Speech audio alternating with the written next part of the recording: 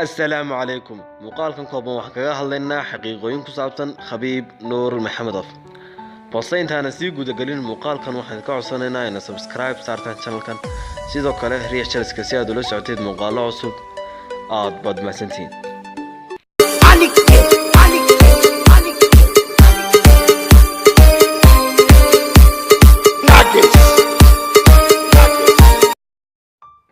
Khabiib Nuur Maxamedow waa awood aan la joojin karin marka lagu daro guushii uu ka gaaray McGregor waxa uu galay 27 dagaal muddo 10 sano ah dhamaantoodna waa ku guuleystay waa waqtigii ugu dheeraa uu qof ku noolaado taariikhda ciyaarta UFC-ga 1988kii waxa uu ku dhashay Dagestan oo ku taalla waqooyiga gobolka Kawakasaaka ee Ruushka waxaana asal ahaan ka soo jeedaa qowmiyadda Abaar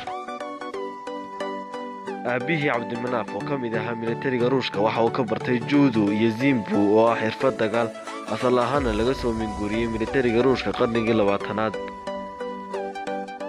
ilbiriqsiyo kadib markii uu wareegii afraad ku soo gabagaboobay isdhiibid ayuu ciyaaryahanka Ruushka shabaqa ka soo baxay wuxuuna toos u abaaray taageerayaasha ciyaaryahanka Ruushka taas oo dhalisay in rabshad ballaaran halkaas ka alaasanto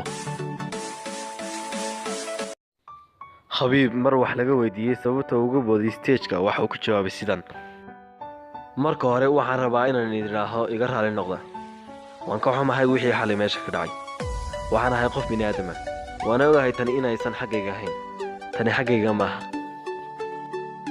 ma fahmin sababta ay dadku uga hadlayaan stage-kan ka booday asaga ka warrama waxa uu ka hadlay family-gayga waxa uu ka hadlay wadankayga waxa uu aflagaadeeyay diinteyda ما قرن كلا صوبته يدك واحد الله يعني بوديتان كليه. Why don't you drink? I never drink. I'll tell you some boozer parties. I never drink. You're mad backwards, cunt. You're dead when I get my hands on you. Do you hear me? I never You're drink. fucking dead. I never drink this I'll shit. drink it. Me and the oldest Boston animal, Dana White, the OG of the fight game.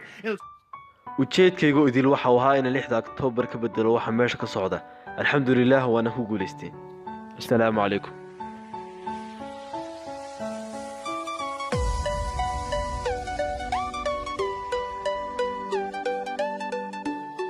Khabiib waa wiil ilaahay ku manaystay aqli deganaan iyo iimaanba